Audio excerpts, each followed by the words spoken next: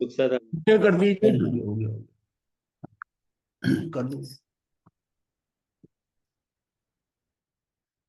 तो कल जो विषय चल रहा था हमारा संयम, वही विषय, संयम और वैराग्य। उसमें घटना चल रही थी कि शिष्य की लाई हुई मुंहपत्ती गुरु ने ले ली, और उसमें गुरु ने क्या भूल की, पर शिष्य की आसक्ति गुरु में भूल के दर्शन कराती। हमें गोचरी में उत्तम द्रव्य की उपलब्धि होने पर अधिकार वृत्ति जागती है, समझदारी का वाष्पीकरण हो जाता है। मतलब उस समय जो भाव चलते हैं, जिस समय हम कोई लेके आता है, शिष्य कोई सामान लेके आता है, गुरु को दिखाता है, गुरु उसमें से कुछ रख लेता है, या उसको रखने के बाद, या गोचरी के अंदर जो विभाजन किया गया हर चीजों का, उसमें कहीं पर भी थोड़ा फर्क आ गया, तो उसको देखकर उसके मन में क्या चलता है। मतलब अधिकार वृत्ति आती है कि लेके तो मैं आया और मुझे ही नहीं मिली। हमें प्राप्त उत्तम द्रव्य गुरु यदि दूसरों को दे दे, हमें प्राप्त, जो हमें प्राप्त हुआ श्रावकों से, वो उठाकर गुरु ने दे दिया दूसरे को जो गए भी नहीं गोचरी लेने, क्या मन में खलबल तो नहीं होती? नहीं होती? मैं गोचरी लाया हूं, तो वह वस्तु तो मुझे मिलनी चाहिए, कम से कम मुझे तो देते, मैं तो लाया था। साधारण सी बात है ना, जो लेके आए मतलब मैंने काम किया और मुझे ही नहीं दिया, उसका श्रेय नहीं दिया, कितना मन में खलबल मचती है। वह वस्तु तो मुझे मिलनी चाहिए। गृहस्थ के घर से गोचरी लाकर गुरु के समक्ष रख देने की जवाबदारी हमारी, फिर मालिकाना हक गुरुदेव का। मालिक गुरुदेव बन गए। गुरु या ज्येष्ठ जब मांडले में वितरण करते हैं, तब हमारे द्वारा लाया पहले हमें पूछा जाए, पर मुझे दो या वो दो, तो ये दो या वो दो, इस प्रकार मांगने का अधिकार हमें नहीं है। आज नम्रता और सरलता दुर्लभ हो गई। अब धीरे धीरे क्या है, ये सब चल रहा है जो चीज की जाए। ये नहीं कि सभी ऐसा करते हैं, पर ज्यादातर हो रहा है। आज नम्रता और सरलता दुर्लभ हो गई है। यदि गुरु ये सोचे कि वह रुचिता आहार ले ले और बढ़त घड़त छोटे मुनि जाने, तो इससे मामले में अव्यवस्था का सर्जन होकर सभी के मन में खटास उत्पन्न हो जाती। किसी के संयम के भाव हमारे व्यवहार से गिर जाएं, किसी के संयम के भाव हमारे व्यवहार से गिर जाएं, तो समझो हमने भी भावों के पतन की ओर कदम बढ़ा ली। हमने कुछ ऐसा किया जिसके उसके भाव गिर जाए। मान लीजिए जिसको भी नहीं मिला या जिसको दिया, तो उसको हमें यह है कि नहीं, इन सबको मिल जाए, मैं छोड़ दूं। या जब गुरु बांटे, तो गुरु अपने आप को कर दे माइनस, उसमें डाल दे। ज्यादातर गुरु कर लेता है ऐसा कि अगर एक कम है तो गुरु नहीं लेगा, एक कम होगा तो गुरु नहीं लेगा। मतलब श्रावक के लिए तो ये भी कहना नहीं बनता कि मतलब साधु को, श्रावक से, कि हम पांच हैं, कम से कम 5 पीस तो दो। कम से कम 5 पीस तो दो। तो कई बार छोटी छोटी भूलों के परिणाम भयंकर रूप ले लेते हैं। यदि हमें अपने कर्तव्य भ्रष्टता की चिंता एवं दुख ना हो, तो हम सब मात्र वेशधारी। छठे सातवें गुण स्थान में टिके रहने की बात तो बहुत दूर की बात है। यहां तक कि ग्रंथि भेद भी दुर्लभ है। भीतर में कठोरता कठोरता हो, तो कर्तव्य भ्रष्टता का परिणाम दुख दुख नहीं देता। भीतर में कठोरता हो तो कर्तव्य से हटेगा ना, कहेगा ठीक है मैंने ठीक ही किया, जो बनता था वही किया। क्यों? उसको वो बुरा नहीं लग रहा, क्योंकि उसकी जो वृत्तियां जो अंदर पड़ी हैं, वृत्तियां, उसके हिसाब से उसको ठीक लगता है, उसको ठीक लगता है। और कर्तव्य से भ्रष्ट हो रहा है, तब भी उसको लग रहा है कि मैं जो कर रहा हूं सही कर रहा हूं। शिष्य के रूप में पात्रता नहीं है, ये विचार ही नहीं आता कि मैं शिष्य हूं इस रूप में, इस रूप में वो पात्रता ही नहीं है उसके अंदर शिष्य वाली। गुरु अगर कुछ कह रहा है, हर बात के गुरु की बात को, एक तो ये लेता ना कि बस जैसे गुरु ने कह दिया, वो वचन जो है ना, वो 100% अपने को एक्सेप्ट करने। गुरु का कहा हुआ, गुरु ने कहा। आज्ञा क्या है? ये धर्म ध्यान के अंदर जो आज्ञा विषय है वो यही है कि क्या कहा भगवान ने, आगमों में क्या कहा, गुरु की क्या आज्ञा, उस हिसाब से जो सोचना है, मतलब ये सोचना ही उसका धर्म ध्यान हो गया। कि आज्ञा विषय कि मुझे इसमें करने के लिए क्या बताया गया, उतनी अगर दृष्टि रहती है। एक और तो छठे सातवें गुणस्थान का स्वपन, और दूसरी ओर लक्ष्यहीन संयम जीवन। बात तो कर रहे हैं साथ में कि मुक्त होना है, ये करना है, हमें तो मोक्ष प्राप्त करना है, मुझे ये हो जाए। तो हम बात क्या करते हैं, एक और तो छठे सातवें गुणस्थान का स्वपन है, और दूसरी ओर लक्ष्यहीन संयम जीवन। लक्ष्यहीन संयम जीवन है। परमात्मा के साथ एकाकार कब होगा, कब भव परंपरा टूटेगी? अगर ये छोटी छोटी बातें जो है, ये इसके ऊपर ही लगा रहा, ये जो है, तो ये कितनी छोटी बातें, लेकिन क्या है कि यह छोटी बातों से छूट पाया है। यदि संयम जीवन में दोष दृष्टि का मुक्ति पर सतत नजर हो, तो छोटी छोटी बातों में उलझना, तुच्छ और फजूल बातों में संयम लगाना, निरर्थक और असार वस्तुओं के लिए उठापटक करने का सवाल ही नहीं होगा। मतलब अगर छोटी छोटी बातों में ही उलझना, तुच्छ, इसके ऊपर दृष्टि नहीं, क्या मिला क्या नहीं मिला, क्या लाए थे हम, जो मिला बस उसको, क्या भोजन मिल गया, जो मिल गया वो मिला। पता जो हमको मिल रहा है ना, उसका स्वीकार भाव है कि मेरे कर्मों के अनुसार मुझे यही मिलना है। और मान लिया उसमें थोड़ा सा अंदर से ना, सिस्टम के अंदर वो हो कि आपका कर्म उदय आ रहा है हल्का सा, और वहीं बैठे हुए आपको नहीं मिला ना, आपकी भावधारा चल पड़ी। खेल कैसे होता है? खेल ऐसे ही होता है ना, कि निमित्त ऐसा आता है, तो निमित्त क्या आएगा, निमित्त एक आइटम होगी, एक कम आइटम होगी, ये नहीं मिला वो मिल गई आइटम, वो भी निमित्त बन गई। जरूरी थोड़ी है कि मनुष्य कोई दूसरा ही निमित्त आएगा, निमित्त वस्तु का भी हो गया। वो मेरी इच्छा थी कि मिले, नहीं मिली, अब उस पे आकर भी अगर प्रतिक्रिया हो गई, तो गड़बड़ा गया सारा काम। निरर्थक और असार वस्तुओं के लिए उठापटक करने का सवाल ही नहीं होगा। यदि हमारा जीवन लक्ष्यहीन है, तो हमें बड़ों के साथ नित्य माथाफोड़ी करनी पड़ेगी। मतलब लक्ष्यहीन हो गए, हमारा जीवन जो है लक्ष्यहीन है, कुछ नहीं इस लक्ष्य में, तो हमें बड़ों के साथ नित्य माथाफोड़ी करनी पड़ेगी। वह बड़े भी परेशान होकर हमारी उपेक्षा करेंगे, सारा वातावरण बिगड़ जाता है। पूरे ही सिंगाड़े में एक व्यक्ति दो ऐसे आ जाए, एक ही आ जाए, अकेला एक आ जाए, सारे सिंगाड़े को हिला देते। उसकी सारा मतलब है ना, उनकी दिन सोच बात करने का ढंग सारा, कितनी उद्विग्नता आ जाती है हर बात में, कहना मतलब हर आदमी को शुभ दिन हुआ रहा है, किसी को देख रहा है ये गलत हो रहा है, फिर उसकी चर्चा होती है। एक गलती करता है तो बाकी चार दो करते हैं, कैसे गलत कर रहा है, ये गुरनी के साथ ऐसे कैसे बोल रही है। अब क्या वो भी अशांति में आ गई, असमाधि में आ गई। अब उसके कारण, एक के कारण कितना सारा बिगड़ जाएगा, सब कुछ है। और सब अपने आनंद में अगर रहते हैं तो ठीक। अगर एक ने भी डिस्टरबेंस कर दी ना, एक ने कंकर डाल दिया, पूरी लहरें उठेंगी सबके लिए।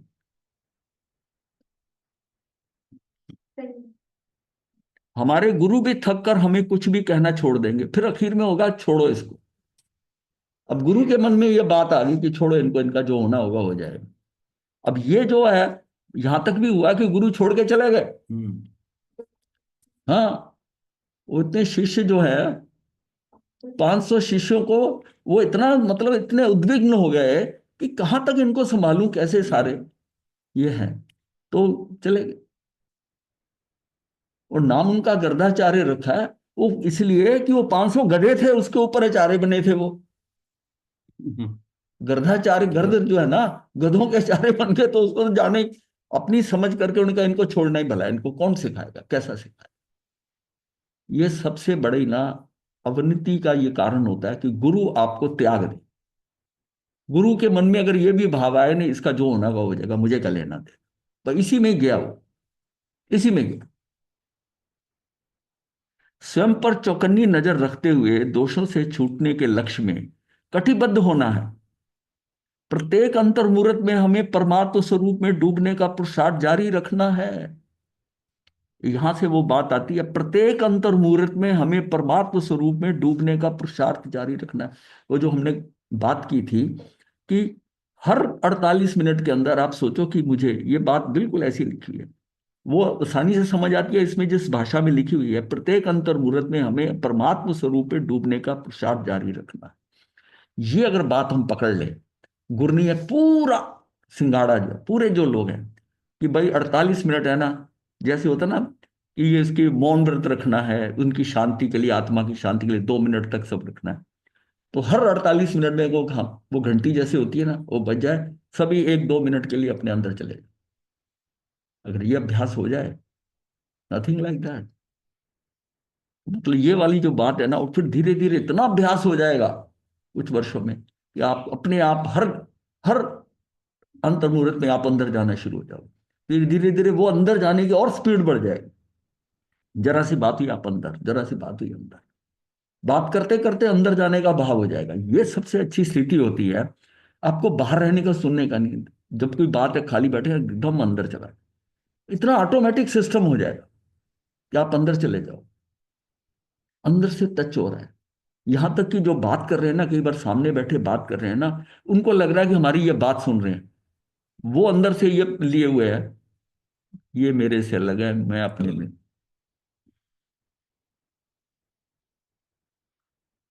ये बात मैंने कहाँ से सीखी थी कि एक बार जब विदेशों में जब बाहर जाते थे तो मीटिंग होती थी। उन मीटिंग में उन लोगों को कोई परहेज नहीं होता था। वो वो करते करते जैसे खाने के बैठे या खाना आया, कुछ बिस्किट आए, तो वो बातें जो करते थे वो नॉन वेज फूड की भी करते थे। वो ड्रिंक्स की भी बातें करते थे कि ये ड्रिंक्स अच्छा बढ़िया है। अब ये मेरी तरफ भी इशारा कर देते थे, ये क्या करने आए इस दुनिया में। ये भी करते थे आपस में कि ये ना खाते हैं ना पीते हैं, ये नहीं खाना वो नहीं खाना। ये कैसे लोग हैं। अब ये मैंने ना आकर बात करी तो महाराज श्री से मैंने कहा जी ऐसे ऐसे बातें होती हैं, उसमें हम बैठकर सुनते हैं। तो हम सुन रहे हैं तो ये एक किस्म से अनुमोदना तो हो गई ना। उनके उन्हीं में बैठे हुए हैं ना, उनके तो नहीं गए। और उठ के जाना पॉसिबल नहीं है। तो फिर उन्होंने बताया, ये उर्मिल श्री की बात है, उन्होंने बताया कि आप बैठकर उसमें ये अंदर से निर्णय करो, संकल्प करो, ये कुछ जो कुछ कर रहे हैं उनके साथ मैं नहीं, मैं इससे अलग। ये भाव अंदर करके आप बैठे हुए ऐसे सामने देख रहे हो, और अंदर से भाव यह है कि ये सब गड़बड़ हो रही है और मैं इसमें सहयोगी नहीं। समझ आ गई बात को। पहले तो नहीं इतनी हुई मुझसे क्या हो जाएगा, लेकिन धीरे धीरे समझ में आया कि इससे करने से भी कम से कम आप में ये जागृति रही कि ये गलत है, ये गलत है।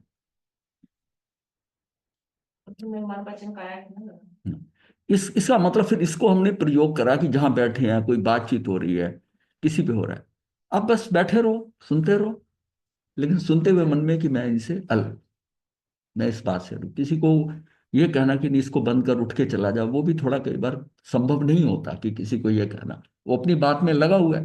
गृहस्थ ऐसे आते हैं, अपनी ये कहानी है, वो तो उनको कान मिल जाते हैं दो, उनको ये भी पता है कि यहाँ से कहीं बात बाहर नहीं जाएगी, तो बस महाराज के ऊपर उड़ेल दो सारा।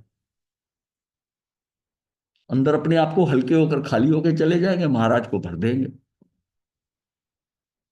महाराज साहब, हाँ जी।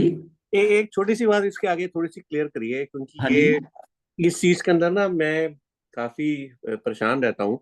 मेरे मुझे प्रोफाइल में पता है आपके, मुझे मुझे अंदर से भाव आता है, पता नहीं है कि नहीं है, पर ये पॉइंट एक बार डिस्कस हुआ था, आपका यही पॉइंट आया था।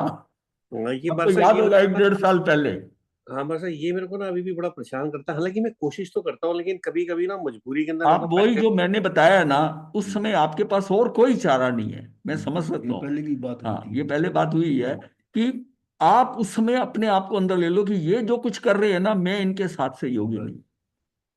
Not associated. हाँ, मैं इनके साथ बिल्कुल नहीं। अंग्रेजी में कर लो, हिंदी में कर लो, बात तो भावों की है। ठीक है महाराज साहब। आप तो है ना उसमें अपने आप को, इसका मतलब आपकी जागृति है। आप जागृति से देख रहे हो कि भाई मुझे ये नहीं करना, और ये जो कर रहे हैं ये गलत कर रहे हैं। मतलब यही इसको क्या कहते हैं, इसको ये है कि देखिए कर्म कहाँ बंधता है। कर्म बंधता है जब आप प्रमाद में जाते हो।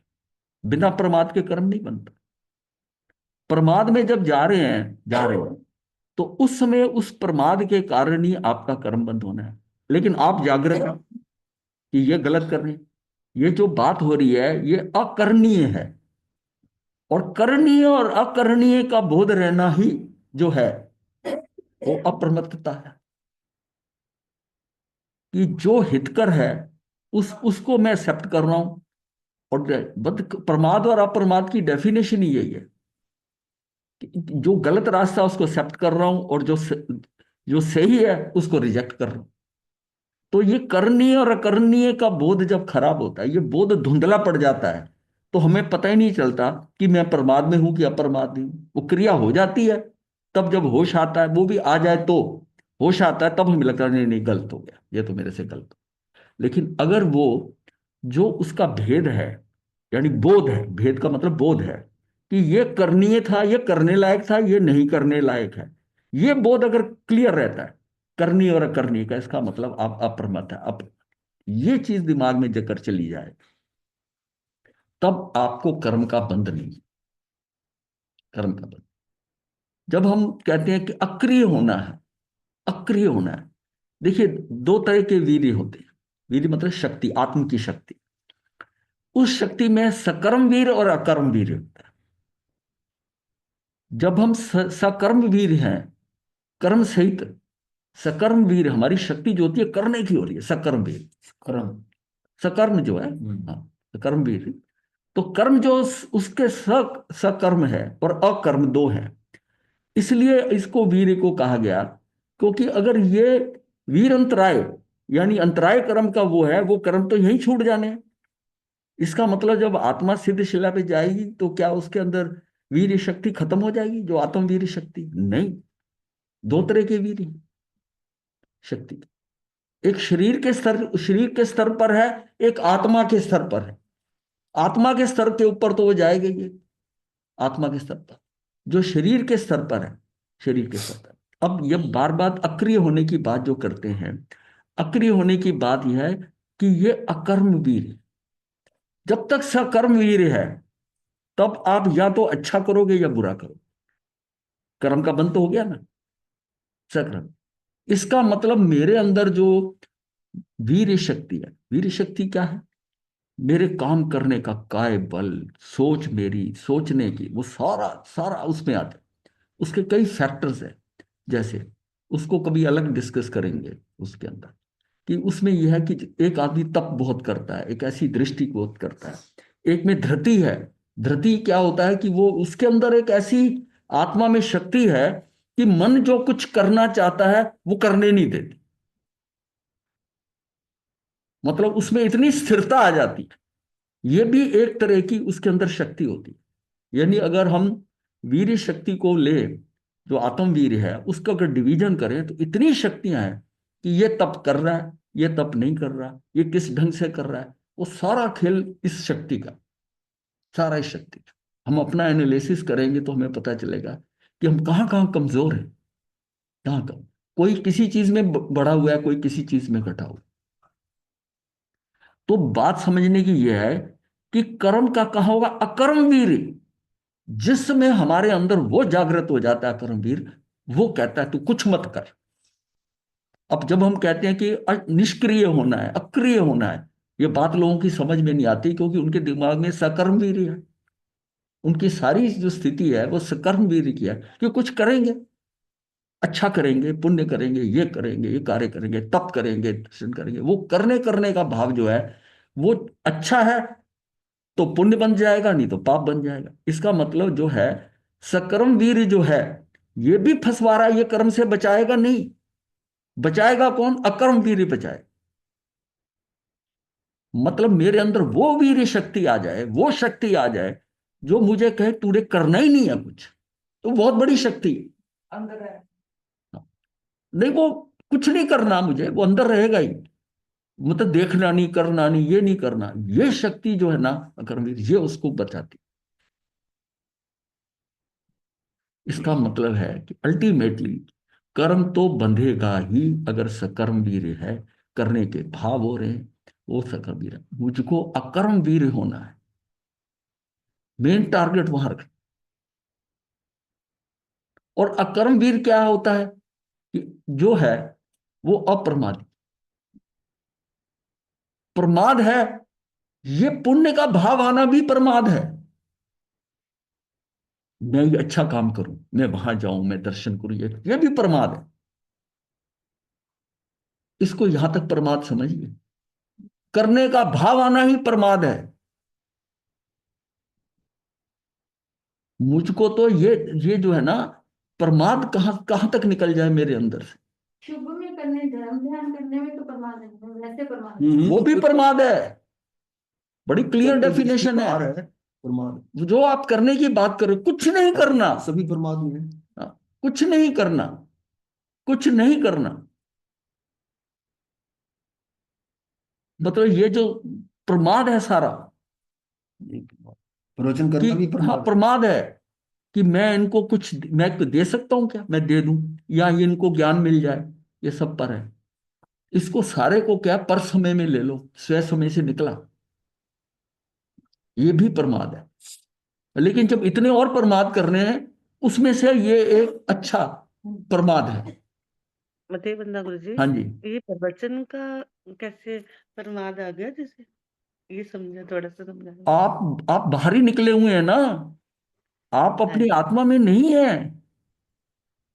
आपको किसी को देने का भाव हो रहा है, आप दे सकते हैं किसी को कुछ। साक्षात तीर्थंकर ये भी दे आपका सकते अंदर का नहीं मोह है। नहीं नहीं। ये जागृत हो रहा है, मैं इसको दे दूं, इसका भला कर दूं, इसका ये श्रावक आया, इसको ये कर दूं, इसका वो कर दूं। मैं पर में हूं, मैं स्वयं में नहीं हूं। भक्तों के प्रति। हमारा शरीर समझ में आ गया ना। हाँ जी गुरु जी। जाएंगे तो ये समझना बहुत जरूरी है कि हम जो शक्ति अपनी समझते हैं कि ये बहुत पुरुषार्थी है, ये बहुत है, फटाफट कार्य करता है, ये शिष्य मेरा बहुत ऐसा है।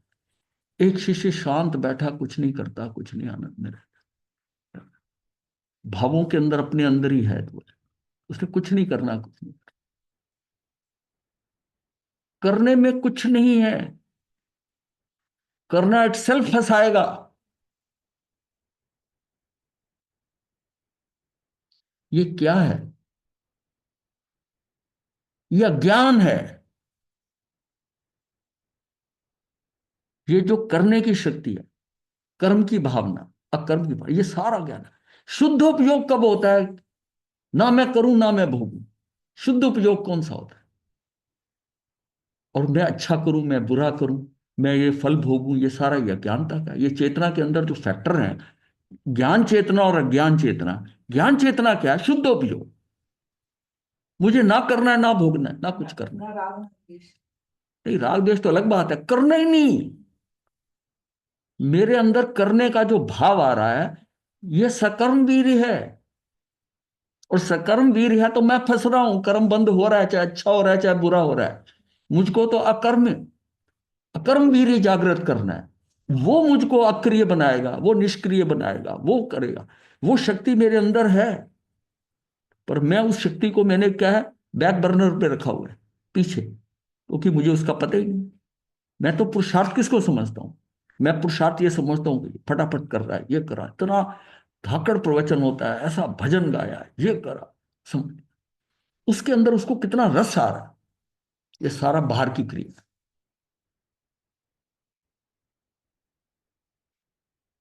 मतलब उसको कुछ नहीं करना, ये स्थिति आना। लोग कहेंगे मेरे गोचरी नहीं मिलेगी सहज नहीं। ना। मुश्किल नहीं गोचरी है। गोचरी अगर मिलनी है हाँ। तो मिलेगी। उनके मन में है ये। मैं कह रहा हूं, बिल्कुल इस बारे में यहां तक पहुंचना हमारा मुश्किल है। हाँ, यही बात। हमारा लक्ष्य क्या होना चाहिए कि मैं वहां से, देखिए ये एक दिन में तो होगा नहीं। सकर्म वीर से मुझे अकर्म वीर की तरफ आना है, करना। ये जब हम वीर शक्ति लेंगे ना, छठी शक्ति जो आत्मा की शक्ति है, उसमें उसके साथ ही उस शक्ति में तो एक शक्ति है। ये शक्ति क्या है? ये आत्मा की शक्ति है। सारा खेल इसी ने करना है। इसलिए ये सोचा गया था कि इसको डिस्कस करें कि जब जीव मतलब स्थावर है, केंद्रीय में है, उसकी स्पर्शनेंद्रिय सिर्फ एक इंद्रिय है, तब भी वो जीव वहां से निकलकर आकर मनुष्य बनकर, जो तीन स्थावर है, वो आकर और मोक्ष प्राप्त कर सकते हैं। तो वहां उन्होंने उस इंद्र में क्या करा? ऐसा क्या था? उनके पास स्पर्शनेंद्रिय थी एक, कुछ नहीं कर सकते थे, केंद्रीय जीव है। वनस्पति काय का हो सकता है, पृथ्वी काय का हो सकता है, अप काय का होता है, वायु काय और अग्नि काय का, इसका तेयु काय का नहीं होगा, क्योंकि ये मनुष्य बन ही नहीं सकते, उसी नेक्स्ट भाव में मनुष्य नहीं बन सकते। वो तीन के अंदर सिर्फ एक स्पर्शेंद्रिय है, और एक क्या है, ये उसका वीर शक्ति। उस वीर शक्ति के बल के ऊपर वो जीव जो है, उस स्थावर से निकलकर सीधा मनुष्य बनकर उसी भाव में मोक्ष जा सकता है। इसका मतलब इस शक्ति की कितनी इंपॉर्टेंस है। तो ये जब भाव इसको पढ़ाना था, सोचा कि हमने वीर, हम तो ज्ञान दर्शन ये करते रहते हैं, और सुख का भी हो जाता है, पर मेनली हमारा स्ट्रेस जो होता है वो ज्ञान पे और दर्शन के ऊपर। दर्शन के ऊपर सम्यक दर्शन हो जाए तो सम्यक ज्ञान हो जाएगा, और चारित्र है, इसी को ही समझ लिया। ये सबसे इंपॉर्टेंट है। जो छठी शक्ति या 47 शक्तियों में से वीर्य शक्ति जो है, आत्मा की वीर्य शक्ति, ये जो है ये क्या कुछ कर सकती है। मोक्ष का। ये उसको, उस जीव को वहां से सीधा मोक्ष दिला सकती है।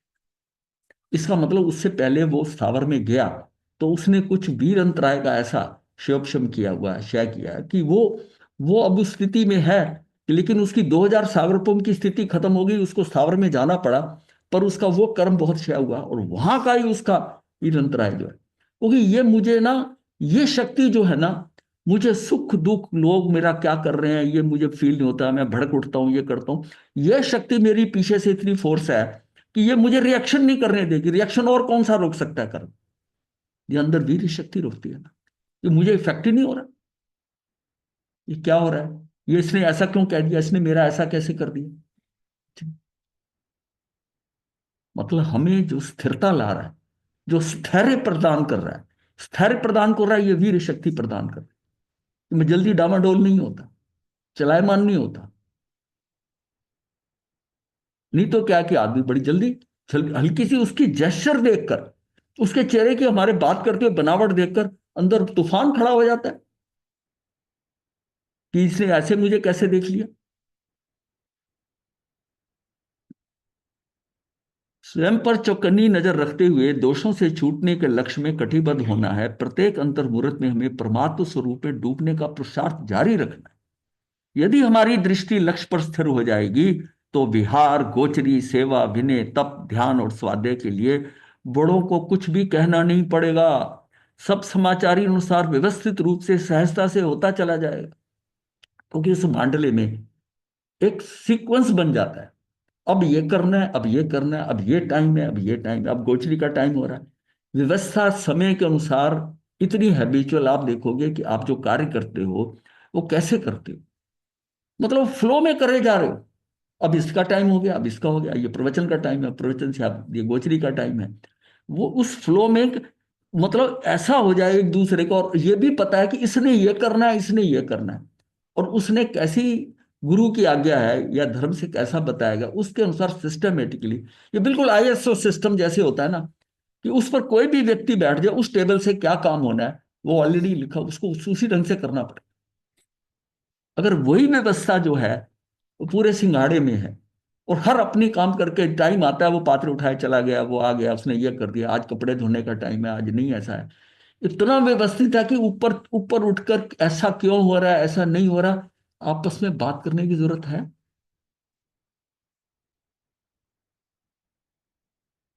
मतलब किसी को बुलाने की जरूरत नहीं है। अब गोचरी लेके आए और ओम करते करते स्थानक में आ गए तो सबको पता गोचरी आ गई। सबको पता गोचरी आ गई, बुलाने की जरूरत नहीं है। कोई घंटी थोड़ी मारनी पड़ेगी, तुझे उसको बुलाओ, उसको बुलाओ, किसी को बुलाने की जरूरत नहीं।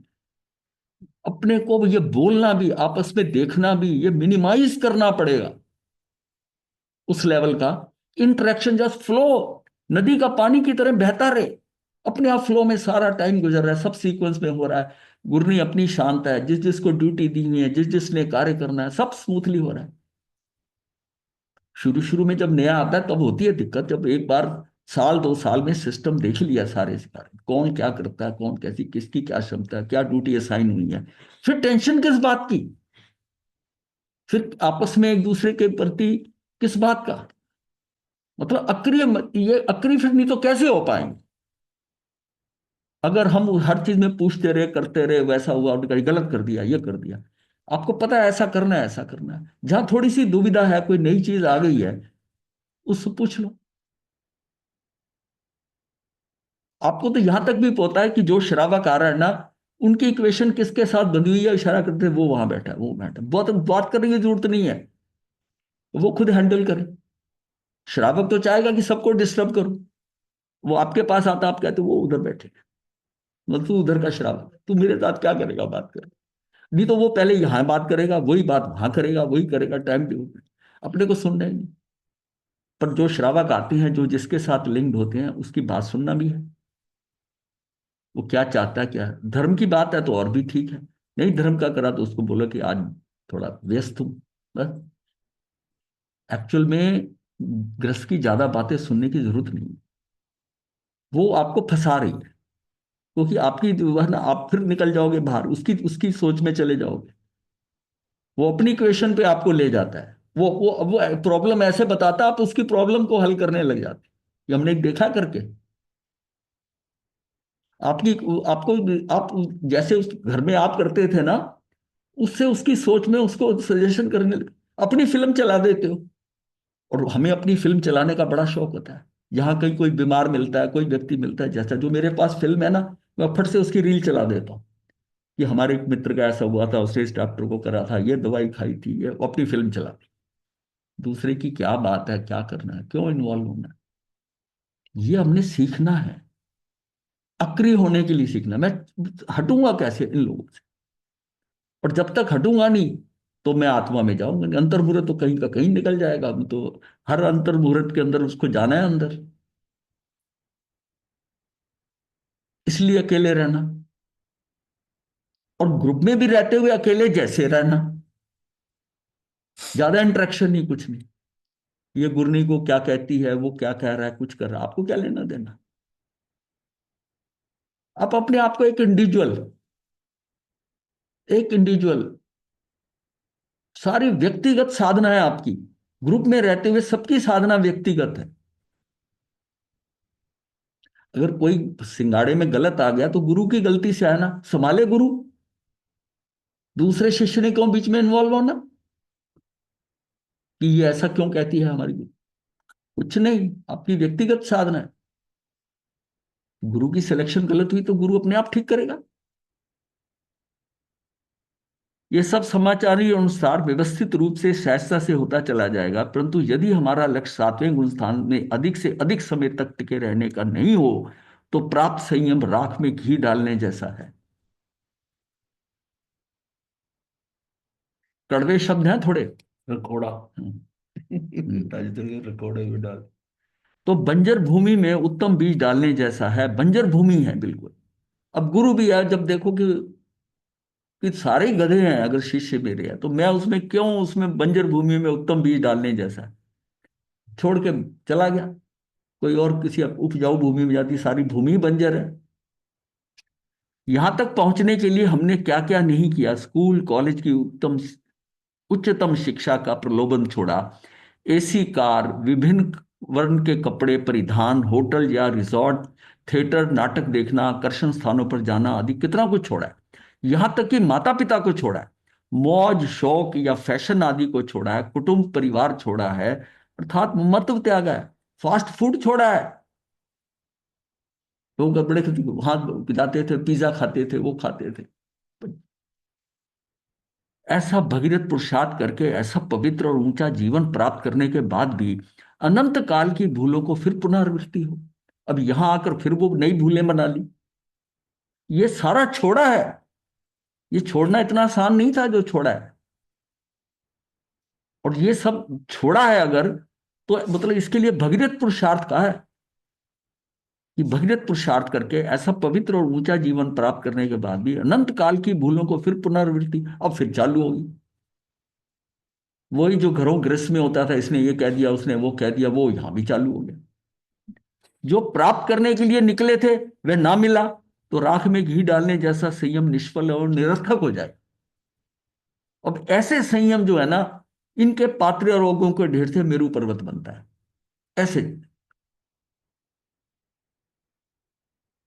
अब सदा सावधान रहना है। ऐसा जो दृढ़ संकल्प होगा तो विपरीत संयोगों में विचलित नहीं होंगे। देखिए संयोग तो विपरीत आएंगे, कर्म के उदय के अनुसार निमित्त भी वैसे आएंगे। तो उसमें क्या है कि सावधान रहेगा। सावधान रहेगा तो विचलित नहीं होगा। और विचलित कौन नहीं होगा? अप्रमादी। जिसमें प्रमाद है वो बड़ी जल्दी विचलित हो जाएगा। लक्ष्य के प्रति रुचि और निश्चल निष्ठा, पक्की निष्ठा, निश्चल जो बिल्कुल सभी आसक्तियों को भीतर से बाहर निकाल फेंकेगी।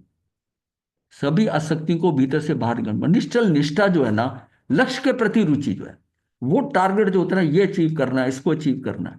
जहां भी टारगेट रख लेते हो वो लक्ष्य दिमाग में हमेशा रहे। जब लक्ष्य रहता है दिमाग में तो अप्रमादी, क्योंकि लक्ष्य हमेशा जागृत रखता है, मैंने ये पाना है, मैंने ये करना है, मैंने यहां पहुंचना है, ये करना है। वो लक्ष्य दिमाग में रहे। लक्ष्य क्या है? वो निश्चय है। और व्यवहार के अंदर जो चल रहे हैं, ये व्यवहार हमको कहीं ना डोलायमान कर देता है व्यवहार में। लेकिन व्यवहार करते हुए निश्चय अगर लक्ष्य में रही तो रास्ता ठीक रहेगा कि मुझे तो जल्दी से जल्दी मुक्त होना है, ये 2-3 भाव इसमें खत्म कर देना है, इससे ज्यादा नहीं। मतलब 15 भव हम कहते हैं, मैं कह रहा हूं 15 भव की सोचना नहीं है कि तीसरे भव का अतिक्रमण नहीं करना है। बाकी परिस्थितियों में क्या पड़ा है वो तो एक लिमिट है, उत्कृष्टता कि आप 15 तक जा सकते हो, 3 नहीं तो 4 नहीं तो 5 है, लेकिन आप लक्ष्य 3 का ही रखोगे तो ठीक है ना। 3 का मतलब ये भव, अगला भव, और उसके आगे नेक्स्ट जो मनुष्य का भव मिलेगा वो भव। और कोई ऐसा अगर पुण्यवान जीव है कि इस मनुष्य भव के बाद उसको फिर मनुष्य भव मिल रहा है और काल ठीक है, तो वो उसमें भी जा सकता है, तो उसमें भी जा सकता है। तो ज्यादा से ज्यादा तीसरे भव का अतिक्रमण नहीं करना। ये जो सारा ये बताता है कि हमारे अंदर क्या लक्ष्य कैसा होगा।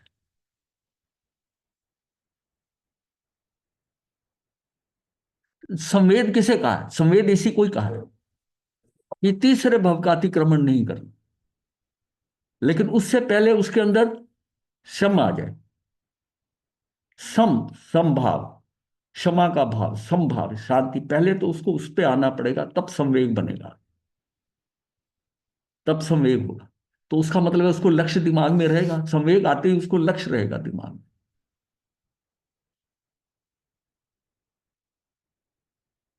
और लक्ष्य दिमाग में रहेगा ना तो उसका अनंतानुबंधी कषाय बनेगा नहीं। अनंतानुबंधी कषाय कैसे बनेगा? जब वो मार्ग से च्युत हो जाती हैं, हट जाती हैं और भान ही नहीं रहता और तीव्रतम स्टेज में चले जाते हैं। अगर वो स्टेज ध्यान में रहे कि अपने को ये पाना है, ये करना है, तो वैसा नहीं आएगा। हल्की हलचल हो सकती है, वो स्वजलन के टाइप की हो, बस उतनी संयम के अंदर स्वीकार्य है, और वो भी धीरे धीरे घटती जाए। अब सदा सावधान रहना है, ऐसा जो दृढ़ संकल्प होगा तो विपरीत संयोगों में विचलित नहीं होंगे। लक्ष्य के प्रति रुचि और निश्चल निष्ठा सभी आसक्तियों को भीतर से बाहर निकाल देंगे। ये पहली पवन जो थी आसक्ति की थी। इस आसक्ति की उसके अंदर हमने देखा कि क्या क्या आसक्तियां हो सकती हैं किसी में, तो उन आसक्तियों को अपने अंदर से निकालना है। ये पवन है, ये संयम की लो को बुझा सकती है। ये जो 5 तरह की पवन है उसके अंदर दूसरे तरह की जो असाधना की है पवन है कि संयम प्राप्ति के पश्चात परम तत्व की प्रीति भक्ति आसक्ति को ऐसे उत्कृष्ट शिखर तक पहुंचाना है कि संसार की सभी आसक्ति सांप की कैंचुली की भांति छूट जाए। सांप कभी मुड़कर कैंचुली को नहीं देखता, और वो क्या करता है कि जहां कंटीलेदार झाड़ियां होती है उसमें घुस जाता है, और जैसे एक कांटा उसके चुभता है ना, वो अपने शरीर को इतनी तेजी से निकालता है कि वो कैंचुली वहीं की वहीं रह जाती है एक साइड से, क्योंकि उसको उस कैंचुली से दिक्कत हो रही होती है। उसके शरीर पूरा कवर, कितनी दिक्कत होती है। कभी आप जुराबे पहनकर रात को सो जाओ ना, फिर दिक्कत होती है ना, ये उसके ऊपर पूरी जुराब चढ़ जाती है। संयम प्राप्ति के पश्चात परम तत्व की प्रीति भक्ति आसक्ति को ऐसी उत्कृष्ट शिखर तक पहुंचाना है कि संसार की सभी आसक्ति सांप की कैंचुली की भांति छूट जाए। किंतु ऐसे लक्ष्य के छूटने के कारण लक्ष्य धुंधला पड़ गया, अर्थात मार्ग से हट गए। अब लक्ष्य को छूट गया, अगर मान लिया ये सब करते करते क्या हुआ, प्रीति भक्ति आसक्ति, क्योंकि शुरुआत तो इन्हीं से होगी सीधा आने में, ये सारी चीजें फिर छूटेंगी, सारी छूटेंगी। प्रीति भक्ति आसक्ति चीजों की चीजें, शुरू में आसक्तियां भी कुछ होंगी, फिर भक्ति भी होती है गुरु के प्रति, फिर धीरे धीरे धीरे उसके अंदर जो है ना एकत्व की भावना पुष्ट होती जाए। एकत्व की भावना कि मैं जो अकेला, मैं अकेला, मैं एक जीव दूसरे जरूर का कुछ कर ही नहीं सकता, अत्यंता भाव है। ना गुरु मेरा कर सकता ना मैं गुरु का कर सकता, लेकिन शुरू में तो गुरु से ही सीख कर चलना है। किंतु ऐसे लक्ष्य को छूटने के कारण लक्ष्य धुंधला पड़ गया, अर्थात मार्ग से हट गए। भीतर से बहिर्मुखता का पुरुषार्थ विपरीत दिशा में बन रहा है। अब बाहर से हो गया, बहिर्मुखता कैसे होगी? अच्छा प्रोग्राम कर दो, ये कर दो, पूरा हो, बाहर बैनर लग जाए, ये कर जाए, सारा बहिर्मुखता होगी। प्रदर्शन आ गया बीच में। और प्रदर्शनों का तो देखो कितने कार्यक्रम, एक कार्यक्रम अरेंज कर लो आप, अरेंज मतलब देखो कि कितना समय उसमें लग जाएगा, पूरे पूरे सभी जिन लोगों ने ऐसे प्रोग्राम किए हैं, आप देखो कितना समय लगता है। क्या पोस्टर बनने हैं, क्या कार्ड बनने हैं, उसको भेजा, इसको नहीं भेजा, वो सारा समय कहाँ जा रहा है? उस उनमें 48 मिनट में आत्मा में जा रहा है क्या? वो प्रोग्राम में लगा हुआ है। मतलब प्रोग्राम होने से पहले, स्टेज बनने से पहले कई बार उसके मेंटली माइंड के अंदर स्टेज बन रही है, ये यहाँ बैठेगा, यहाँ इसको यहाँ बिठाएंगे, इसको ऐसा करेंगे, ऐसा करेंगे। तो इतनी प्लानिंग होती है व्यवस्था की, मेरा प्रोग्राम जो है एकदम टॉप जाए। ये पहले ये बोलेगा, पहले वो बोलेगा, इसको है उसको इनवाइट किया हुआ है, सारा साधु संत लगे इसमें। पत्रिका बांट दी गई, उसको गया, उसकी अप्रूवल आई कि नहीं, उसको रिमाइंडर भेजा गया, महाराज आपने बताया नहीं, आपकी वो व्यवस्था करनी थी, कहाँ ठहराना ही है, तो आप कंफर्म करिए कब आ रहे हैं। ये कहने की बात होती है, अबल तो पूछना है कि आप आ रहे हैं कि नहीं आ रहे हैं, यहां संदेह होता है। भीतर से बहिर्मुखता का पुरुषार्थ विपरीत दिशा में ही बनने लगे और आसक्ति के भंवर में फंसते गए, तो जागने की आवश्यकता है। ये जागने की आवश्यकता, धीरे धीरे फंस जाता है आदमी। एक बार शुरू कर लिया, ये नहीं कि रियलाइज नहीं करते, साधु संत को भी पता चलता रहता है कि ये बड़ा सिरदर्दी है, कहते हैं प्रोग्राम के बाद में बड़ा झमेला है प्रोग्राम करना, और फिर साल बाद फिर करते हैं। अब गुरु की जयंती है, संग भी, हाँ वो नहीं ठीक है, हाँ संग भी कराते, पैसे चाहिए उनको। हाँ कहा, वो कहते हैं जी महाराज अगर प्रोग्राम नहीं करोगे तो फिर ये फंड कैसे आएगा ना, संग भी कराते हैं, ठीक कह रहे हैं। आजकल तो क्रिसमस बोलना तभी बोल देते हैं। हाँ एक या दो फंक्शन होंगे, हाँ कितने पैसे इकट्ठा होंगे तब हम चतुर्मास तो इसका मतलब तो नहीं ठीक कह रहे हैं, कह तो रहे हैं, पर ये साधु हाँ, तो तो वही वो तो अपनी बात कर रहे हैं ना, आपने नहीं किया तो आप अपने को ये मत समझो ना। हाँ, ठीक है, वो नहीं कराएंगे किसी अपने और को करने। हमारे गुरु को तो कहा ही है ना कि आपके आने से चतुर्मास से हमारा तो पैसा खर्च हो जाता, आता नहीं है, ये तो कहा है ना, फिर वही ठीक बात है, है तो ना, नहीं आप तो अपने पे मत लो ना, आपके गुरु को बोला गया था। आज आप पता है ना, फिर पर इसका मतलब वो डिमांड जो है ना, वो बात कर रही है। ये है क्या ईमान है। मतलब इस साधु, इस साधु के चतुर्मास से हमको 20 लाख, 20 से 15 बचा, उसका 2 साल बाद फिर चतुर्मास करवा दो, 3 साल बाद करो, है ऐसी बात तो है ना, ये ठीक है।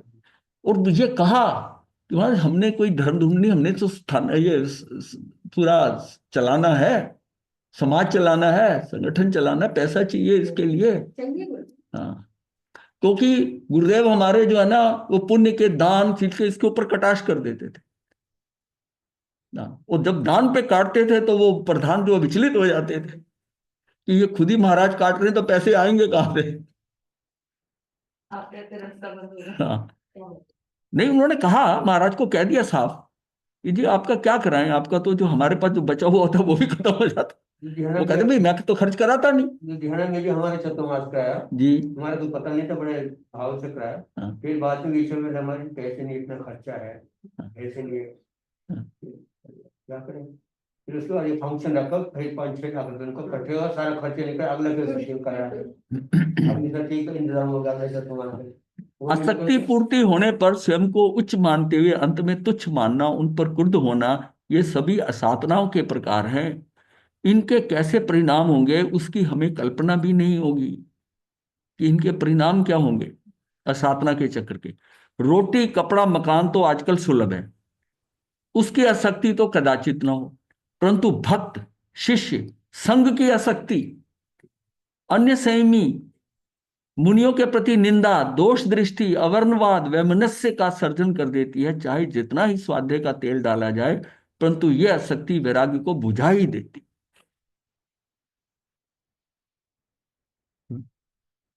हो गया, टाइम हो गया, आज आप भी बोल रहे मस्त हो गया।